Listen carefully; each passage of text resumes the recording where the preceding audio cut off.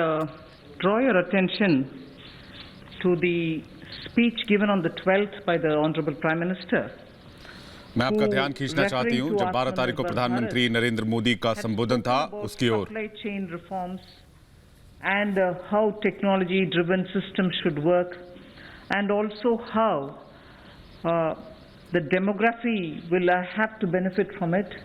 So deriving from all Bharat की this, संरचना, भारत का तकनीक और हाल के जो फैसले लिए गए भारत सरकार की तरफ से वो कैसे मदद करेंगे, इसका जिक्र प्रधानमंत्री ने अपने संबोधन में किया था।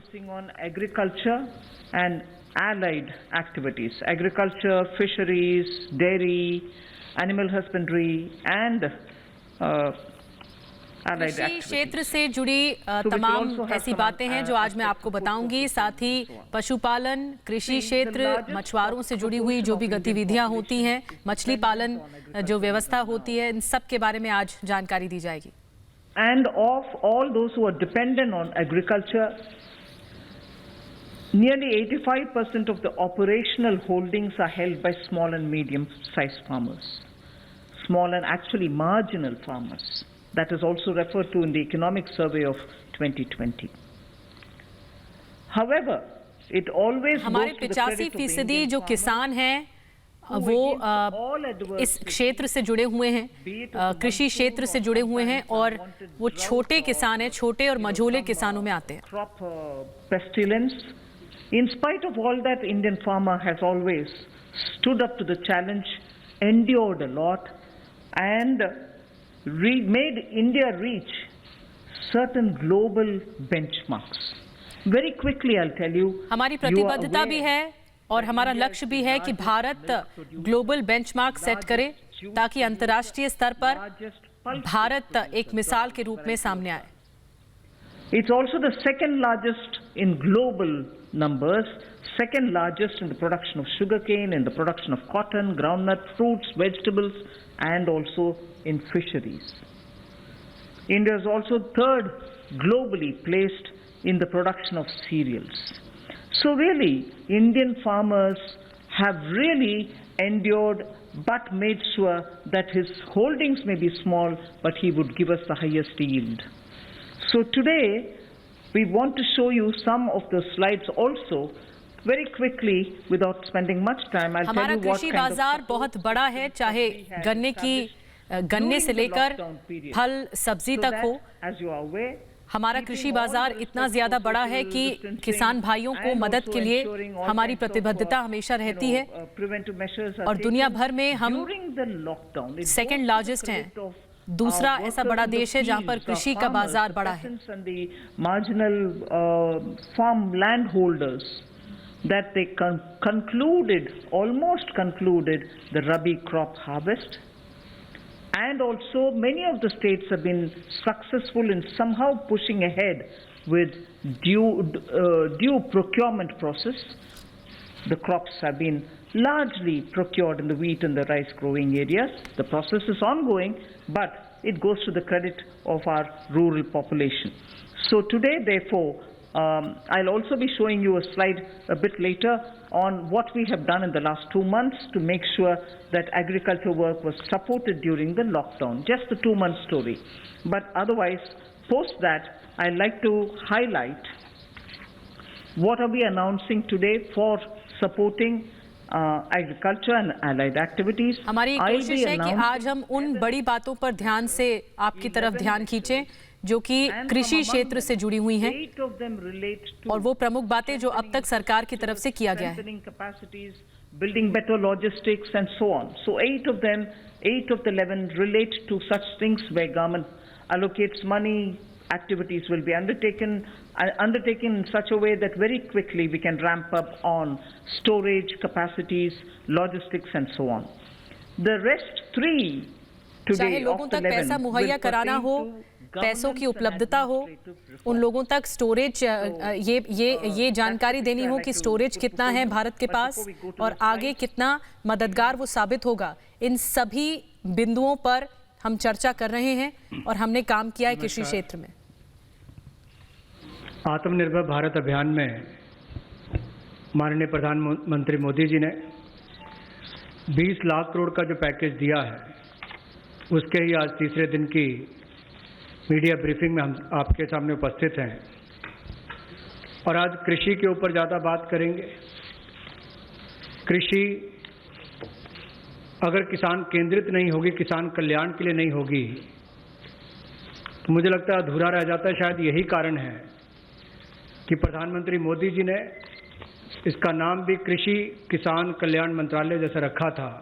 तो किसानों के कल्याण के लिए लगातार पिछले 5-6 वर्षों में कदम उठाए गए, चाहे वो पीएम किसान योजना है कि साल में 6,000 रुपया किसानों के खाते में सीधा जाएगा, करोड़ों किसानों का आज सीधा उसका लाभ मिलता है। प्रधानमंत्री फसल बीमा योजना, बाढ़ सूखे के समय उनको भरपाई होना, सॉयल हेल्थ कार्ड बनाकर उनकी ज़मीन के बारे में बताना, ये बहुत सारे कदम पूर्व में उठाए गए। और पिछले कल भी जब हमने प्रवासी मजदूर उनकी समस्याओं को लेकर बहुत सारे मोदी सरकार की ओर से उनके लिए कदम उठाए, तो उसमें 2 बातें हमने फार्मर्स के लिए भी, किसानों के लिए भी कही थी। और उसमें 30,000 करोड़ रुपए की जो अतिरिक्त इमरजेंसी वर्किंग कैपिटल कार्यशील पूंजी की हमने बात कही, ये 90,000 करोड़ के अलावा थी, जो किसानों के लिए नाबार्ड के माध्यम से लगभग 3 करोड़ परिवारों को इसका लाभ मिलेगा। और 2 लाख क्रेडिट कार्ड बनाकर उनको लगभग 2 लाख करोड़ का जो हमने लाभ देना था 2.5 करोड़ किसानों को, उसकी विशेष मुहिम चलाई जाएगी। ये पिछले कल हमने आपके सामने रखा था। आज कुछ और कदम उस दिशा में हम उठाने वाले हैं, जिसके 11 बिंदु होंगे, उसकी जानकारी अब हम आपको देंगे। About yesterday's announcement, I think the slide has got enough to give you.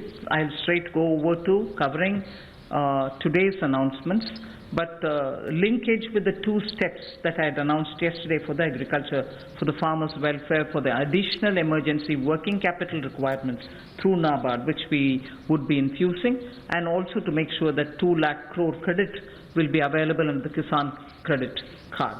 जो रोजमर्रा की पूंजी है, जो रोजमर्रा की पूंजी है किसानों पर जो पैकेज के माध्यम से खर्च की जा रही है, उसके बारे में भी जानकारी दे रही हैं Nirmala Sitharaman. Oh yes, sorry, before I go to that, in the last 2 months, very quickly, a number of measures have been taken to support farmers. Particularly additional steps that we had taken where the minimum support price purchases to an extent of 74,300 crores had taken place during the lockdown. 74,300 crores of purchases based on minimum support price happened during the lockdown, and also 18,700 crores have been transferred to the accounts of farmers directly into their accounts under the scheme PM Kisan Samman, and that is only during the 2 months.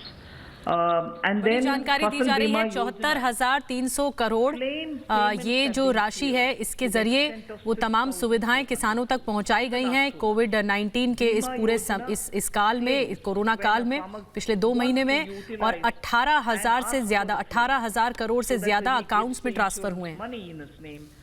Such claims totaling 6,400 crores have been cleared in the last 2 months. We now move to the steps that I want to announce today. There's additional steps also for the animal husbandry, which is worth recalling. Sorry about this. It's absolutely important to know that during the lockdown, all of you all would have been reporting also, media, that milk was being produced, and the usual restaurants and the hotels and the consumers were all under lockdown. So a lot of dairy industry people were put to severe difficulties. The milk was being thrown on streets. पिछले 2 महीने से dairy उत्पाद जो हो रहा है वो consume नहीं हो पा रहा है, क्योंकि ज़्यादातर होटल्स और रेस्टोरेंट चेन्स बंद हैं। इसकी वजह से दुग्ध उत्पादकों और डेयरी उत्पाद से जो जुड़े लोग हैं उनके सामने काफ़ी मुश्किलें खड़ी हुई हैं, और इस पर सरकार की नज़र है। Against the daily sale of 360 lakh liters which is produced per day. Now those were also utilized for a further amount of 111 crore liters have also been extra procured over and above the usual quantities which come to the market. 4,100 crores have been paid on that account. So money goes to the hands of the milk producing farmers or dairy keepers. A new scheme also was utilized for interest subvention of about 2% per annum for dairy cooperatives. Additionally, 2% per annum of interest subvention also was provided to incentivize prompt payment, repayment and interest servicing. So, and this scheme is further to be continued, and this is expected to unlock 5,000 crores of additional liquidity benefiting 2 crore farmers. So this is something dairy which was triggered during उत्पादकों से the जुड़े हुए जो lockdown. किसान हैं उनके लिए एक नई स्कीम भी लाई गई। वित्त मंत्री ये बताते हुए इस नई स्कीम के तहत कम ब्याज दरों पर उनको कर्ज मिल पाएगा और साथ ही मिल रहा है और साथ ही उन लिक्विडिटी के आधार पर भी फैसले लिए गए ताकि ज्यादा पैसा पहुंच सके। किसानों के हित में उठाए गए और न्यूनतम समर्थन मूल्य देने के लिए लगभग 74,300 करोड़ रुपया खर्च किया गया, जो सीधा किसानों को गया है उनकी खरीद करने के लिए उत्पाद की। और इसके अलावा जो पीएम किसान योजना है उसके अंतर्गत 18,700 करोड़ रुपया पिछले 2 महीनों में किसानों के खाते में सीधा डाला गया है। फसल बीमा योजना के माध्यम से भी जो उनके क्लेम्स मिलने थे वो 6,400 करोड़ रुपए के क्लेम किसानों को मिले हैं। और यही नहीं, पशुपालन एक बहुत महत्वपूर्ण हिस्सा है किसान की जिंदगी का, एक अतिरिक्त आय का साधन बनने के लिए।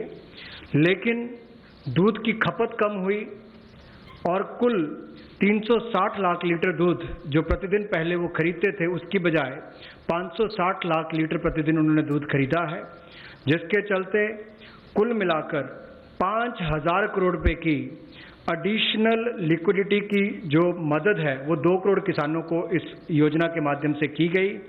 और कुल मिलाकर 2% जो है वो ब्याज अनुदान उनको दिया गया और जिन्होंने जल्द पेमेंट की, प्रॉम्प्ट पेमेंट की है या इंटरेस्ट सर्विस समय पर किया है उनको अतिरिक्त ब्याज अनुदान 2% और दिया गया है। तो कुल मिलाकर 2 करोड़ किसानों को 5,000 करोड़ रुपए का लाभ इसमें हुआ, उनको भुगतान हुआ है और कुल मिलाकर 111 करोड़ लीटर एक्स्ट्रा प्रोक्योरमेंट इसमें हुई जो लगभग 4100 करोड़ रुपए की है। Again, for the last 2 months, just to give you reassurance that some of the dates which we had extended for fisheries related activities, because many of them had overseas contracts in getting the brood stock or in getting some of the consignments which were coming from abroad, all the deadline extensions have been honored. The validity for SIP, sanitary import permits for import of shrimp brood stock, was extended by 3 months.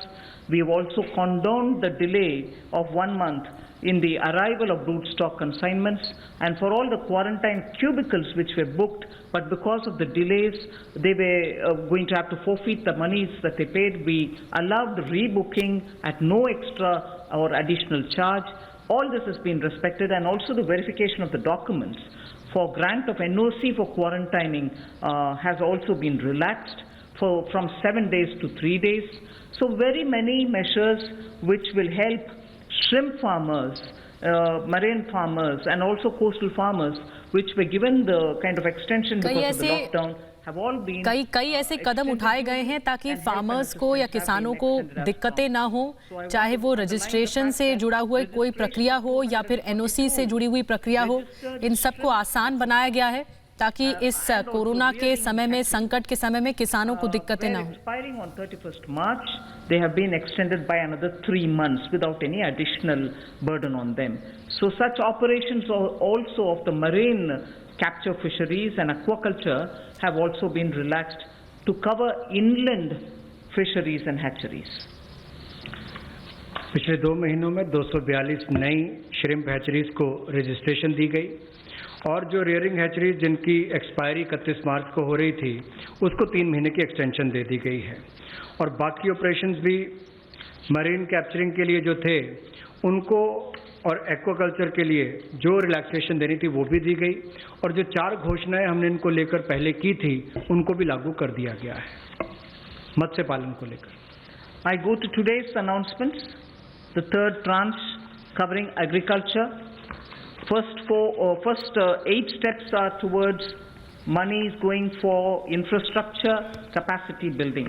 And from among the 8, so the first one is we provide 1 lakh crore for infrastructure बनाने के लिए हम 1 लाख करोड़ रुपए देने जा रहे हैं, जो कि आधारभूत संरचना विकसित करने में जिससे मदद मिलेगी. Cooperative societies, farmer producer organizations which I mentioned, FPOs, all for strengthening the farm gate infrastructure. 1 lakh crore का यह पैकेज फार्म बेस यानी कि कृषि आधारित आधारभूत संरचना के विकास के लिए दिया जा रहा है और ये उससे फायदा पहुंचाएगा. Storage centers, yards from where they have to do it. So this fund for 1 lakh crore is being created. इस पैसे से यार्ड बनाए जाएंगे, स्टोरेज सेंटर बनाए जाएंगे, स्टोरेज तैयार किए जाएंगे और ज्यादा से ज्यादा गोदामों की संख्या बढ़ाने की कोशिश की जाएगी. By procuring from the farmers and reaching out with value addition to the global markets, don't have the infrastructure. So this fund for 1 lakh crore, 1 lakh crore का फंड जो जारी किया जा रहा है उसे ग्लोबल मार्केट तक पहुंच बनाने में जो इंफ्रास्ट्रक्चर चाहिए उसे बनाने में मदद मिलेगी. हमें अब दूसरे देशों के बाजार तक पहुंचना है तो उसके लिए तैयारी करनी होगी. आंधी हो, अपना पसीना बहाकर 137 करोड़ भारतीयों का पेट तो भरता ही है, लेकिन उसके साथ साथ एक्सपोर्ट करने में मदद करता है. लेकिन भंडारण की कमियां होने के कारण कई बार और मूल्य संवर्धन के अवसर न होने के कारण कमी रह जाती थी. उस कमी को पूरा करने के लिए 1 लाख करोड़ रुपए का कृषि आधारभूत ढांचा बनाने के लिए ये योजना लाई गई है, जिसमें चाहे कोल्ड चेन हो या फसल कटाई के बाद प्रबंधन करने के लिए जो भी सुविधाएं वैल्यू चेन के लिए बनानी है वो उसमें बनाई जाएंगी और इससे लाभ मिलेगा मूल्य संवर्धन के लिए भी, भंडारण की क्षमता बढ़ाने के लिए भी और कुल मिलाकर किसान की आय को भी इसमें बढ़ोतरी मिलेगी और भारत न केवल अपनी मांग को पूरी कर पाएगा, एक्सपोर्ट करने में भी इसकी आने वाले समय में बहुत मदद मिलेगी. और ये जो है इसका जो लाभ होगा वो प्राइमरी एग्रीकल्चर कोऑपरेटिव सोसाइटीज हो, फार्मर प्रोड्यूस ऑर्गेनाइजेशंस हो जो किसान उत्पादक संघ हैं, या कृषि उद्यमी हो, स्टार्टअप्स हो, एग्रीगेटर्स हो जो इंफ्रास्ट्रक्चर कृषि के क्षेत्र में लाते हैं. ये सब इनके माध्यम से आधारभूत ढांचा कृषि के क्षेत्र में उनके फार्म गेट पर खड़ा किया जाएगा ताकि इन सुविधाओं का लाभ मिल सके और इस फंड को जल्दी क्रिएट करके शुरुआत की जाएगी. The next of the 8 steps towards capacity building, logistics and so on is for food enterprises who are micro in size. We shall be providing a fund of 10,000 crores.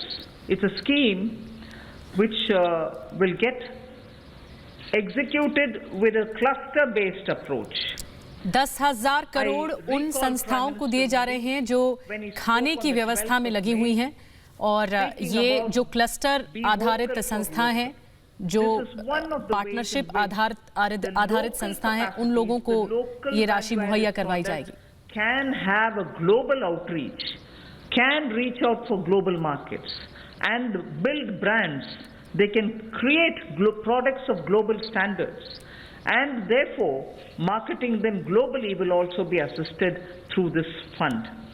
Most of the products that we are aiming to deal with in this scheme will be related to health and wellness products, nutritional products, herbal products, organic products and products which are now being used as alternatives for a healthy living. So this we expect will benefit 2 lakh MFEs, micro food enterprises. जो consumer market है जिसमें चाहे वो स्वास्थ्य से जुड़े हुए product जिसमें शामिल होते हैं या ऑर्गेनिक प्रोडक्ट्स शामिल होते हैं, इन सब पर विस्तार से बताया जा रहा है वित्त मंत्री की तरफ से कि इन संस्थाओं को जो ये मैन्युफैक्चरिंग करती हैं, बनाती हैं, इन संस्थाओं को ये मददगार साबित होगा, ये जो राशि मुहैया करवाई जा रही है. Very nutritious food without any calorie concerns. One can always use it as a snack. And therefore in Bihar the cluster would aim at Makhana cluster. Kashmir would aim at Kesar saffron cluster. Karnataka can have ragi and coarse grains, which is today considered to be the most healthiest alternative. Cluster के आधार पर हमने भारत के इलाकों को बांटा है। बिहार में मखाना ज़्यादा उत्पाद होता है तो हमने उस जोन में उसे रखा है। कश्मीर में केसर का उत्पादन ज़्यादा होता है तो हमने कश्मीर को अलग जोन, अलग क्लस्टर में रखा है। इसी तरह साउथ से, केरला से रागी आता है तो हमने उसे अलग उस जोन में रखा है। There can be clusters formed, and Andhra can do chilies, Tamil Nadu can do tapioca, sago, and whole lot of other things. I'm just giving examples. So the cluster based is going to focus on those organic and herbal materials or nutritional and health conscious wellness related food items in which India has a great strength.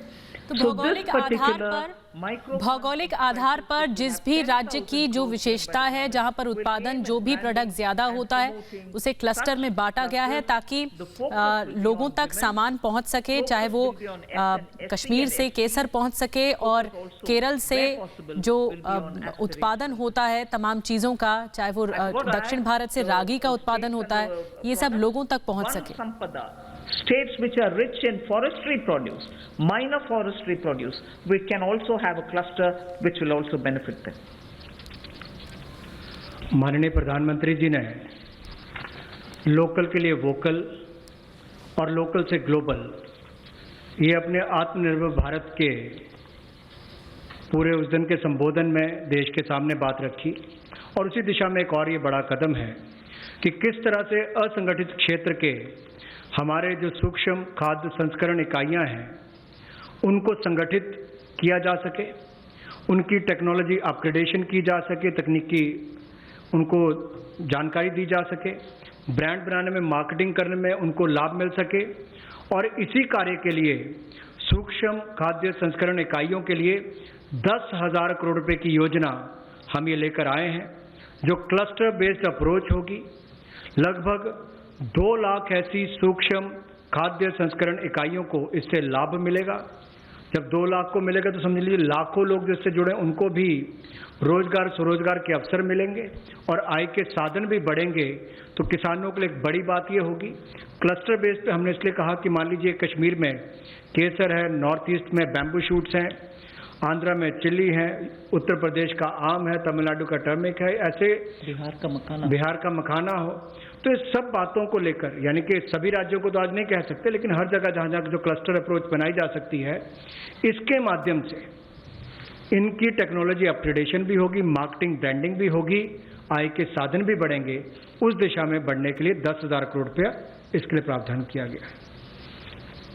I go to the third of the 8, which is looking at logistics capacity and other provision of facilities for under the Matsya Sampada Yojana, which was announced during the budget. Pradhan Mantri Matsya Sampada Yojana was announced during the budget, but clearly the amounts and the provisioning and also making sure that critical gaps are getting filled are all now getting through, and we are announcing it for execution सरकार immediately. की एक और योजना है प्रधानमंत्री मत्स्य योजना, जो budget में भी जिसकी घोषणा की गई थी और अब उसे और सुचारू रूप से लागू किया जाएगा। जो मछली पालन से जुड़े हुए किसान हैं वो इसके अंतर्गत आएंगे। And it will help in doubling India's export to reach 1 lakh crores. We also hope that this will bring in better standards in traceability, laboratory networks will be provided, fishing vessels, new fishing vessels can be given for fishermen and so on, new fishing harbors can also be built. और इस योजना के तहत बहुत महत्वपूर्ण है कि हम एक्सपोर्ट पर ज्यादा ध्यान दें। 1 लाख करोड़ तक हमें एक्सपोर्ट का लक्ष्य रखना है और इससे जुड़ी हुई गतिविधियां जो हैं वो इस स्कीम के तहत आएंगी। So personal boat and insurance for boats, both personal and also both can be insured. Insurance will be provided.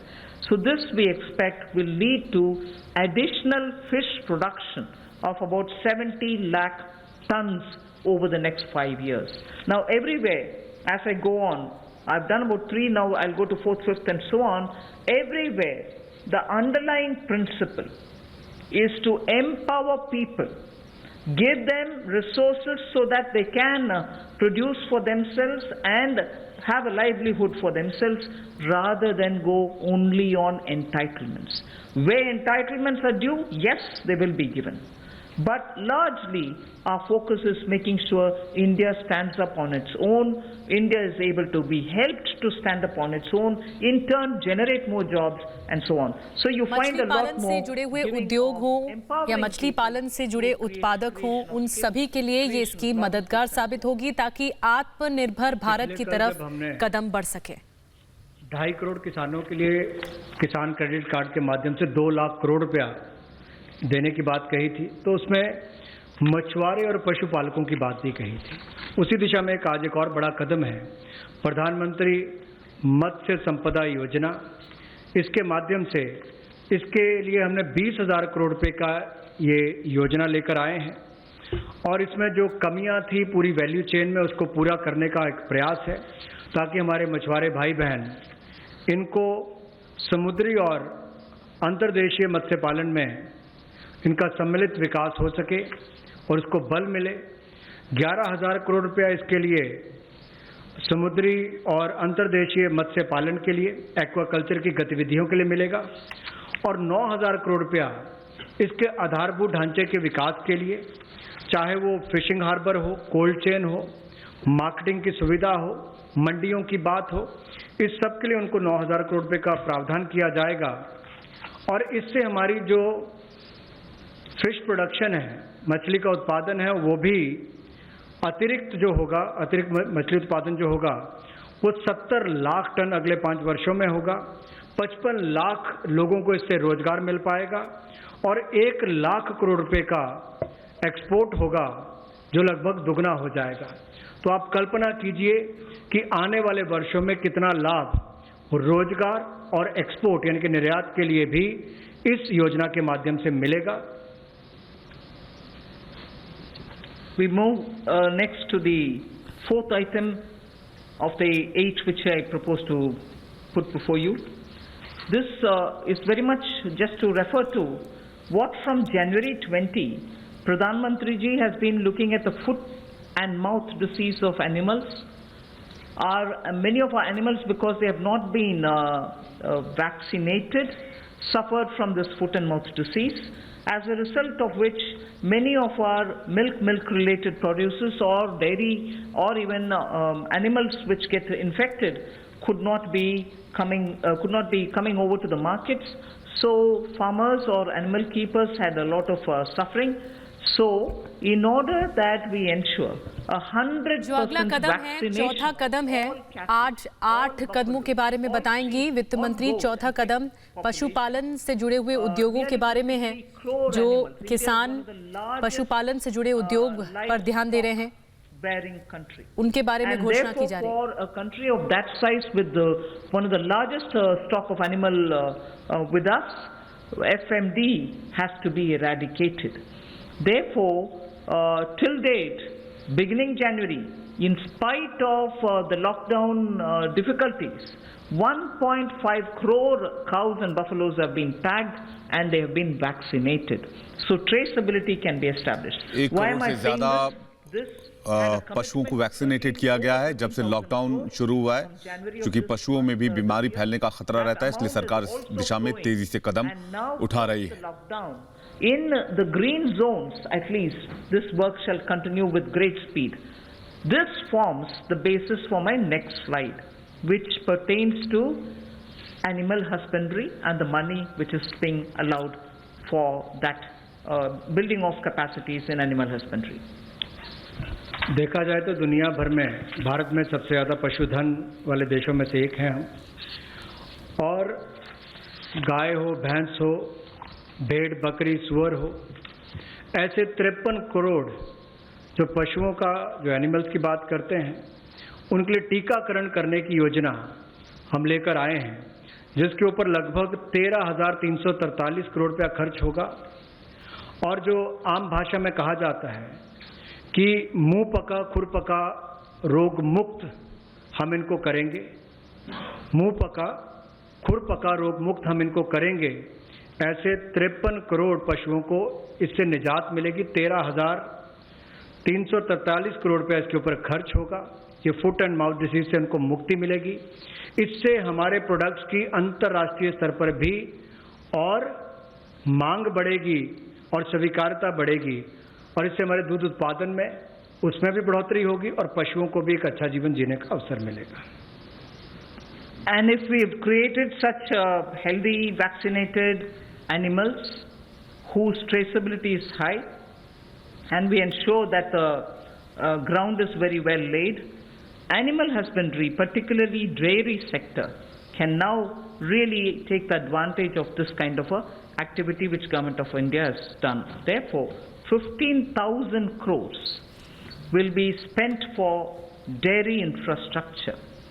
This will help 15,000 crore रुपए खर्च किए जाएंगे private investment डेयरी उत्पाद इंफ्रास्ट्रक्चर यानी डेयरी उत्पाद आधारभूत संरचना को विकसित करने के लिए, जिससे कि भारत के प्रोडक्ट न सिर्फ देश में बल्कि विदेशों में भी पहुंच सके, इसलिए ये इंफ्रास्ट्रक्चर जरूरी। or even any cheese varieties which we need for domestic or for international consumption are all possible.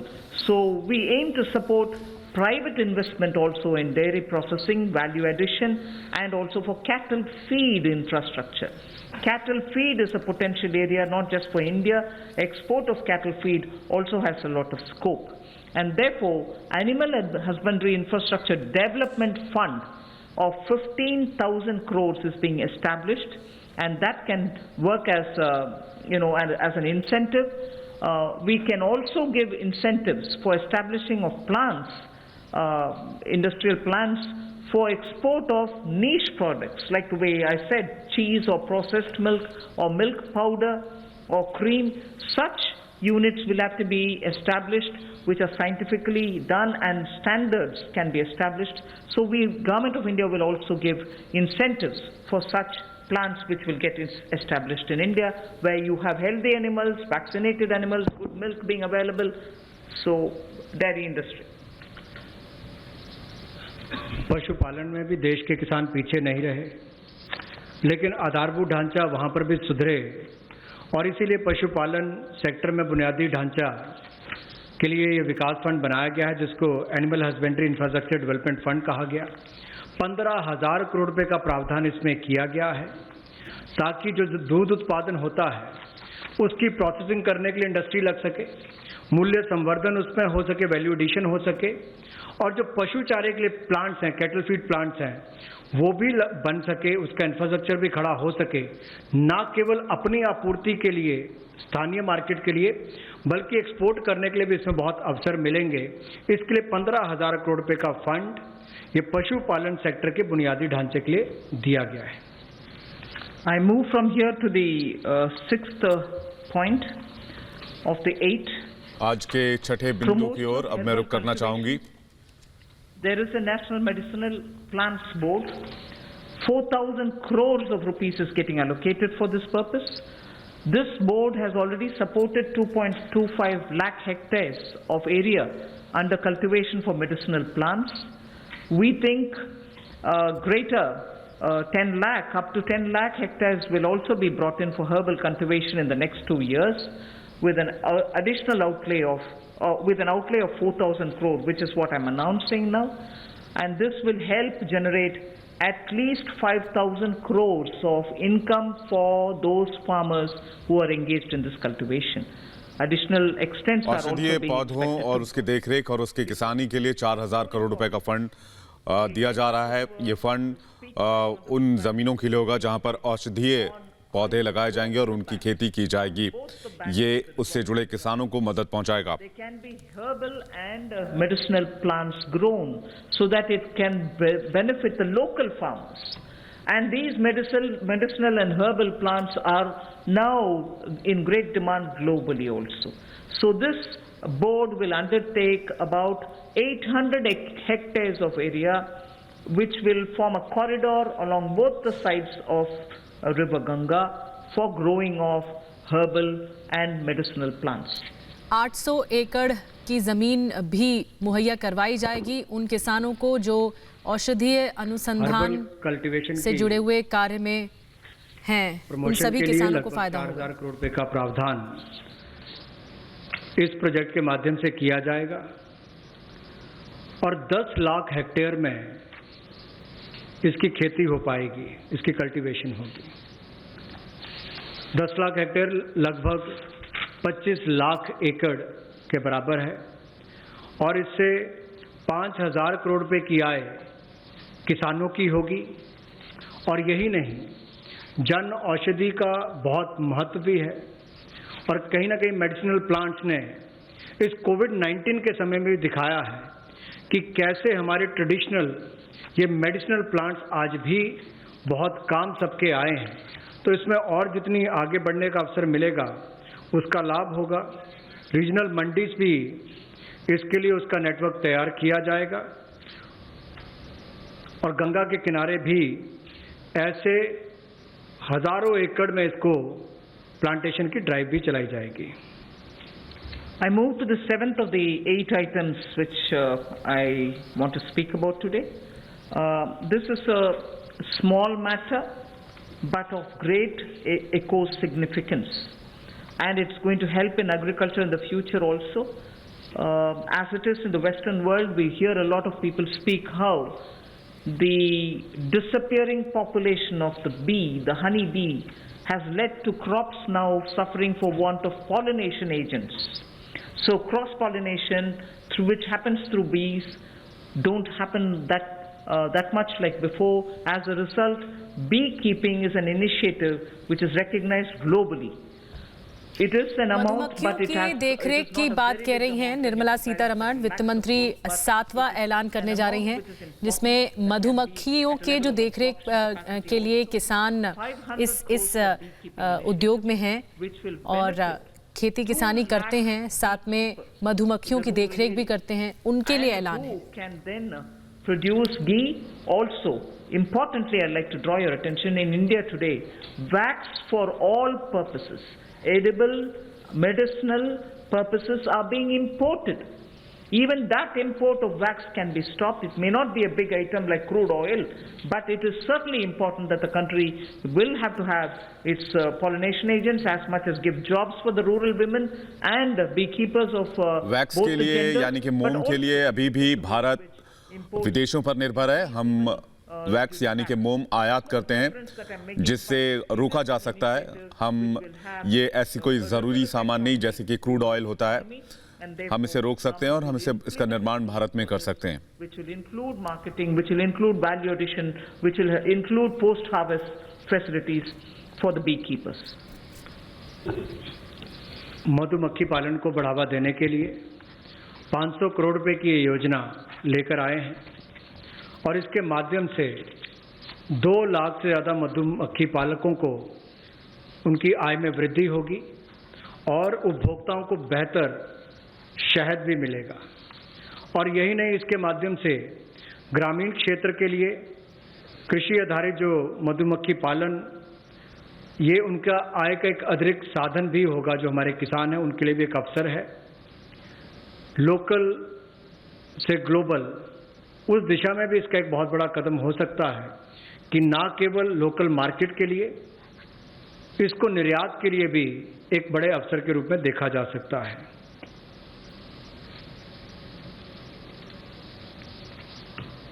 I move to the next, the last in this list of 8. From top to total is what I want to refer to. This also is an existing scheme which gets additional 500 crores. Many of the supply chains have been disrupted for the farmers, particularly during the lockdown. Operation Greens is a scheme which is running at the moment to take care of tomatoes, onions and potatoes which are being cultivated, which come to feed the cities, and they've had very serious implication because they are perishable and they had to have distress sales. So farm level support needs to be given, otherwise such distress cannot be prevented. So the scheme features are such that they get 50% subsidy on transportation, They get also 50% subsidy for storage.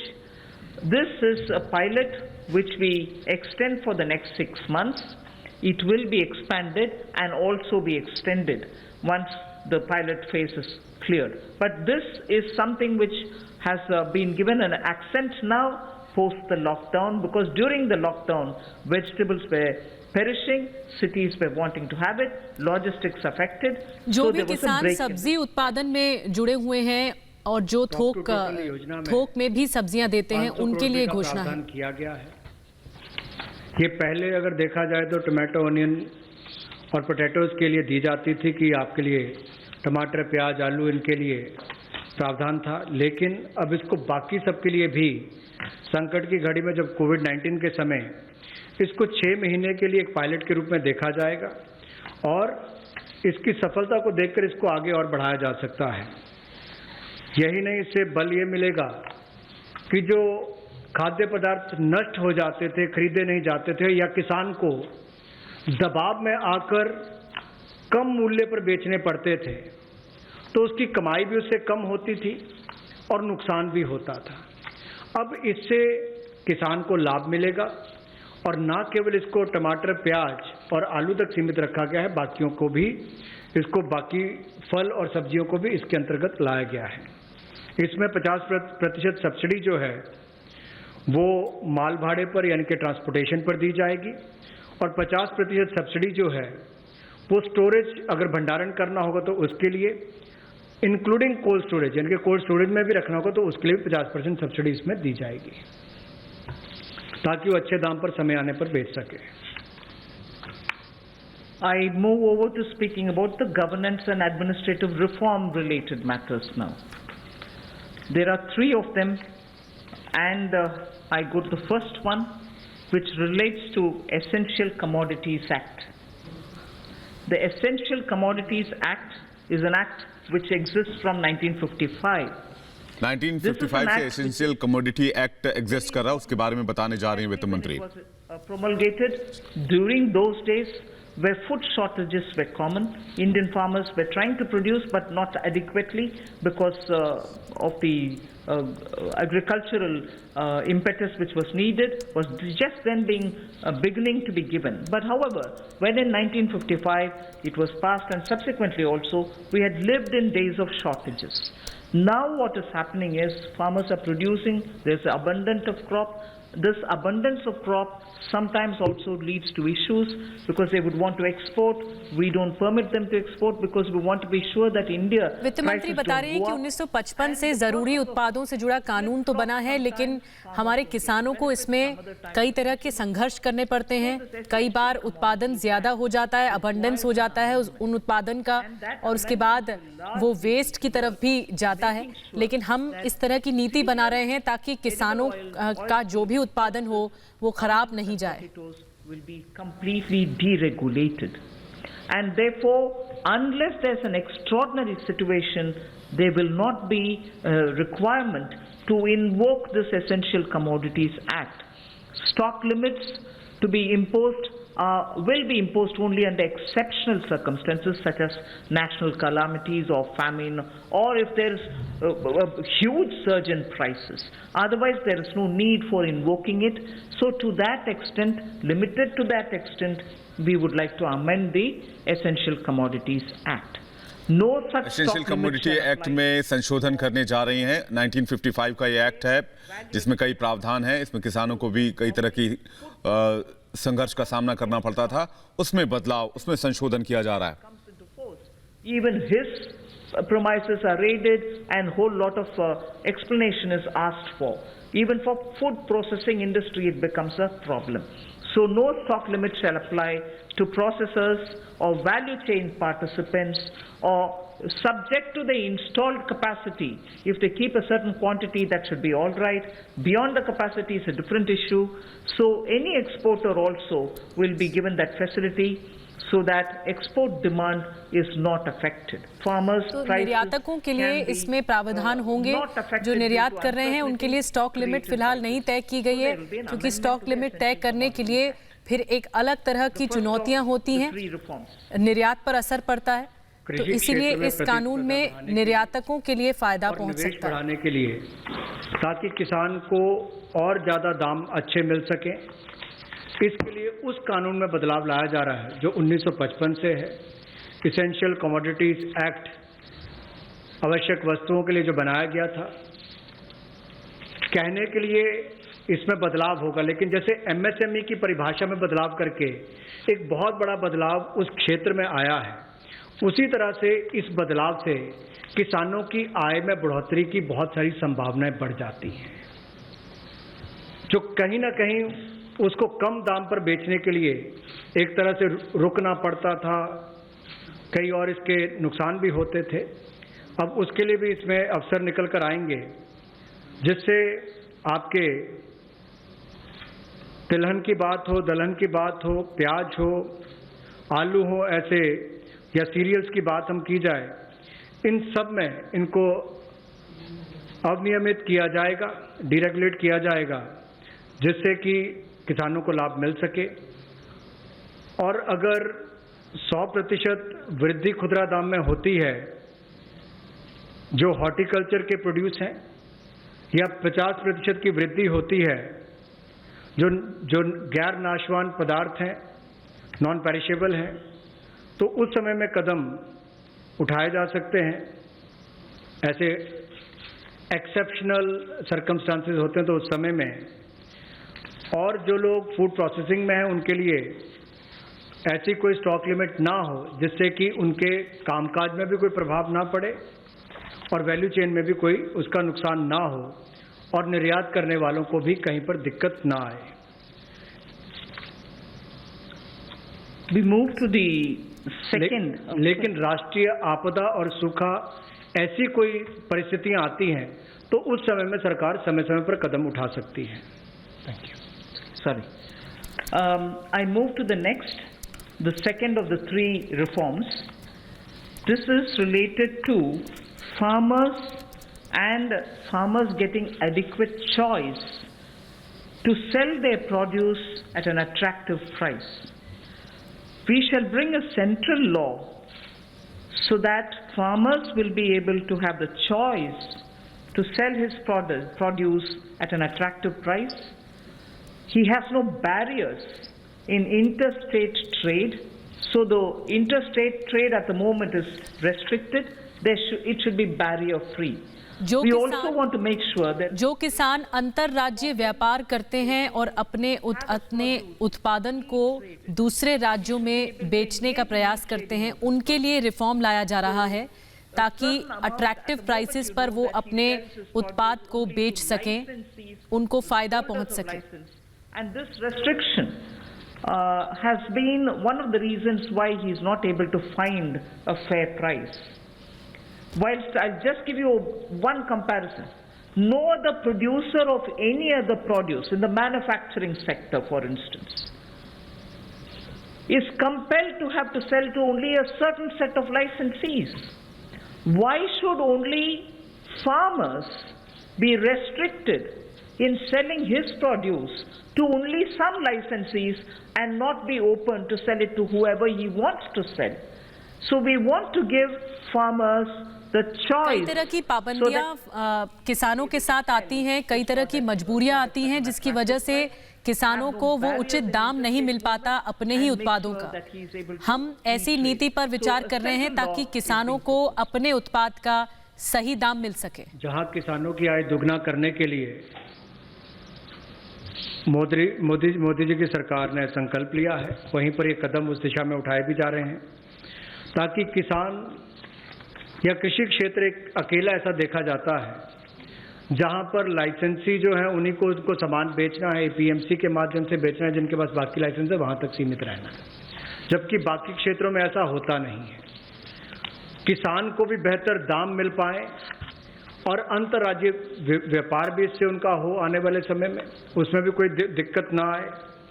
इसके लिए जो कानूनी व्यवस्था करनी पड़ेगी वो भी करेंगे और उसके उत्पादन के लिए, उसकी फसल के लिए उसको उचित मूल्य मिले, उस दिशा में एक बड़ा कदम ये उठाया गया है।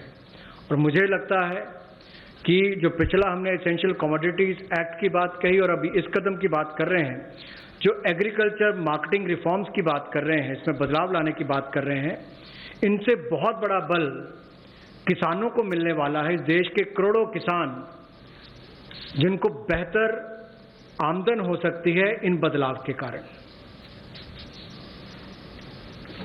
The last of governance and administrative related reforms today, of the total 11 things that I said, 3 of them relate to reform related measures.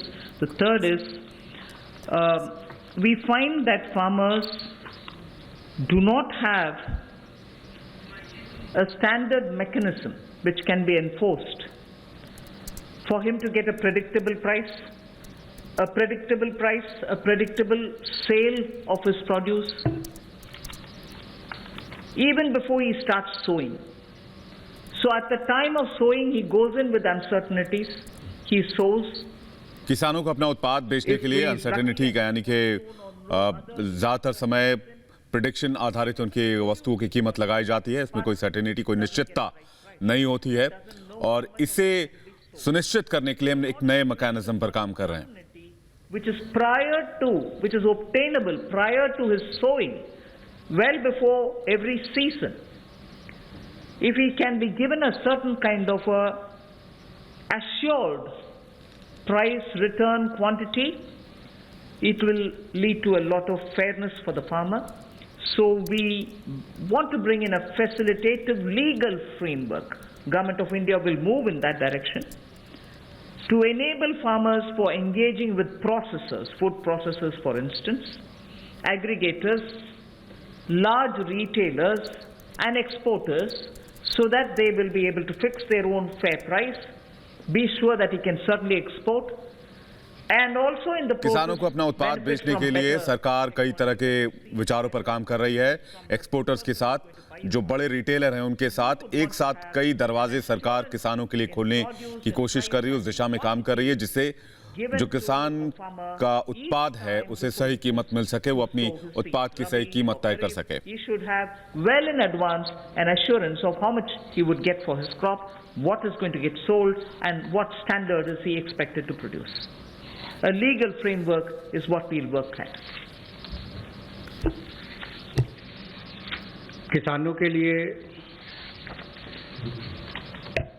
सुविधाजनक एक ऐसा कानूनी ढांचा बनाने के लिए कि जिसमें जब वो बुआई करने जाता है तब उसको पता नहीं कि फसल के समय उसको क्या दाम मिलने वाला है, तो निश्चित आय उसकी हो, एश्योर्ड रिटर्न्स हो, इसके लिए क्या किया जाए, जोखिम रहित खेती कैसे हो या उसकी आय कैसे बेहतर हो सके, और गुणवत्ता के मानकीकरण जो है उनको बनाने की बात यहाँ पर कही गई है इस टोटल फ्रेमवर्क में, जिससे कुल मिलाकर किसान के जीवन में सुधार भी आएगा, आय को भी बल मिलेंगे, और कहीं ना कहीं वो प्रोसेसर से, एग्रीगेटर से, बड़े खुर्दा व्यापारियों के साथ, निर्यातकों के साथ एक निष्पक्ष भाव के साथ, पारदर्शिता के साथ काम कर सकता है, ताकि किसान का उत्पीड़न ना हो।